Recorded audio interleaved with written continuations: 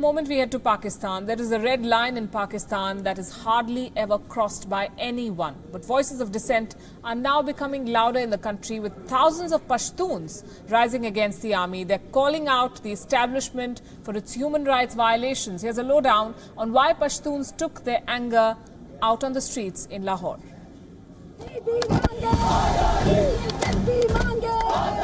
It's rare in Pakistan.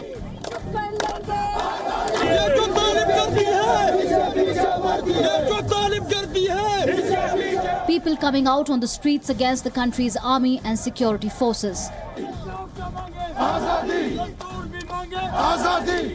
It's a red line that nobody crosses. But thousands of these brave Pashtuns came out on the streets of Lahore to demand justice and hold the forces responsible for human rights violations in areas bordering Afghanistan. They are demanding an end to enforced disappearances, extrajudicial killings and other alleged rights abuses committed by Pakistan's army in its war against the Taliban. This in the majority ethnic Pashtun federally administered tribal areas. मतलब ये पैसे बनाने के लिए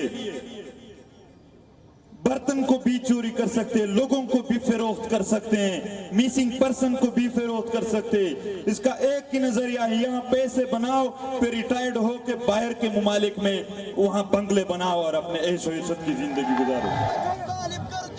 Activists claim 1 million Pashtuns have been displaced, while between 65,000 to 70,000 people have been killed and about 35 million have disappeared in Pakistan.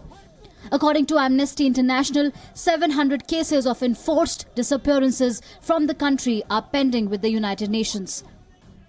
मेरा भाई उमर अब्दुल अजीज वल्द गुल नबी 17 फरवरी 2017 को इस्लामाबाद G15 से लापता हो गया है।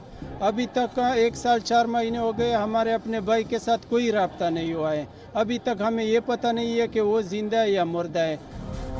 The trigger for these protests, which by the way were carried out in defiance and amid a media blackout, was the killing of a Pashtun boy in January by a police officer in Karachi. The Pashtun protection movement has rattled the army, and why not? It's one of the strongest challenges to the establishment which pulls the strings of power in the country that has ruled Pakistan for roughly half of its 70-year history. Pashtuns make up 15% of Pakistan's 207 million people. They are daring the military by carrying on with their protests. Their next stop is Swat and then Karachi. Are these the winds of change in Pakistan, or will this dissent be muzzled as usual? Bureau Report, WION. Joining us this evening is a very special guest, Sana Ijaz, member of the Pashtun Tehfuz movement, the organization that is leading these protests. She's joining us from Lahore. Good evening, Sana. Thank you very much for being with us here on WION. This protest is one of the strongest challenges to Pakistan's security establishment in many, many years. The world is talking about it. But interestingly, the media in Pakistan seems to be aloof. Why do you think? Thank you so much, first of all. I think they are compelled by the security institutions not to give coverage to us. And thanks to the international media and BBC and Radio Free Europe and Voice of America, they are giving us the coverage. And what we are doing is we are recording our protest and rallies and everything, and we are putting it on a social media. So right now the only thing we have is social media. And let me tell you that all our demands are under the Constitution of Pakistan.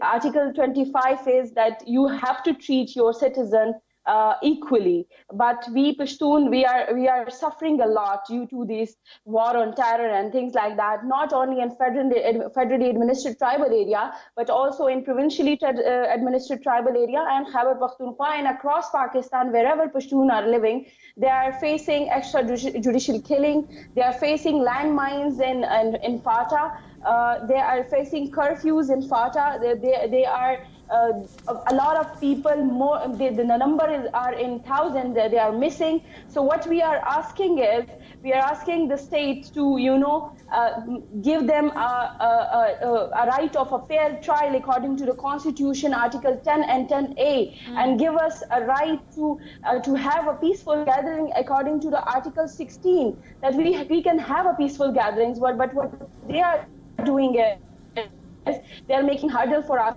Many of our members, they are suffering from different hurdles. They arrested and they kept some of our members in the detention. Sure. A lot of Sana, I want to interject, and I want to ask you this. If the Pakistani establishment, under pressure from the army, is not even acknowledging your protest, how do you expect them to agree to your demands and for justice to be done? That is question number one. Question number two, what is the significance of the timing of this protest? This is coming just ahead of the federal election in Pakistan. Do Pashtuns now hope to find a strong political voice and become a part of the system that has excluded them? What I think is, yes, it's a very crucial time right now for Pakistan, and specifically for the establishment and for institutes, security organizations. This is because from the past 40 years, none of us asked for anything. We raised our voices, but we were not united. But right now, people, specifically living across Pakistan, they are asking, and we are hopeful because we are asking for the constitutional rights under the constitution of the state. And what we are asking is, we are asking this federation to behave like a federation, because in this federation of Pakistan, many nations are living, and Pashtun as a nation is suffering a lot. We gave so many sacrifices for this state, and we are not against Pakistan, and we are not against its constitution. Then why they are not listening to us? And I'm hopeful, and many of us, and let me tell you, this movement is initiated by the youth of our nation, and all of us are peaceful, and it's a continuation of the peaceful movement of Bacha Khan, a non-violent peace movement, and we will be non-violent. And they are doing a lot of violent strategies to us. They are arresting our members, they are making hurdles, they are tagging with different tags of like agents, and they are blaming us that we have a support from India and Afghanistan. We are not having any support from any country and any people, but we are having a support from our people, and specifically from Pashtuns, and specifically from the young people of this country. Indeed. Sana Ijaz, thanks very much and all the very best to you. And that's a favorite line from the Pakistani establishment whenever faced with a challenge. They've seen uprisings first from the Baloch and now from the Pashtuns, and it's very convenient to blame India for fueling these uprisings. But thousands of Pashtuns have risen in revolt against the might of the Pakistani army. Let's tell you more about them. Who are they, and why have they decided to take the establishment head on? The military establishment, the all-powerful establishment in Pakistan. Pashtuns, we can tell you, form 50% of Pakistan's total population. They're the second largest ethnic group in that country. They've long inhabited both sides of the porous Afghanistan-Pakistan border.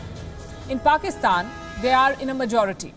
Especially in the northern part, they are in a majority. They live in the federally administered tribal areas bordering Afghanistan. This region is more popularly known as Fatah.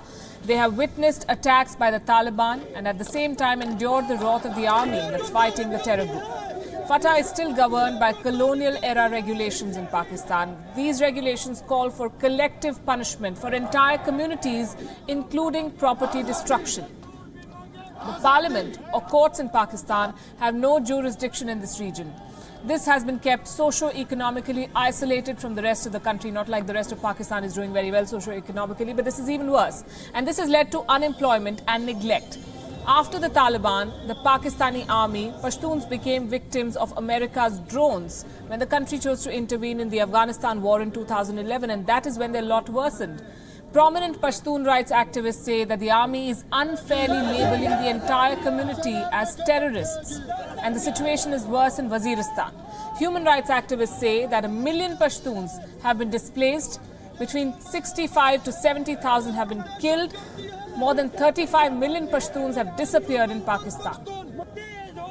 The Pashtun populations of Afghanistan and Pakistan have long been a source of bilateral contention, with each government inciting Pashtun tribals against the other. And now it has come to a head where thousands are marching on the streets of Lahore demanding justice and accountability from the Pakistani establishment. It's a developing story. We'll keep following that for you.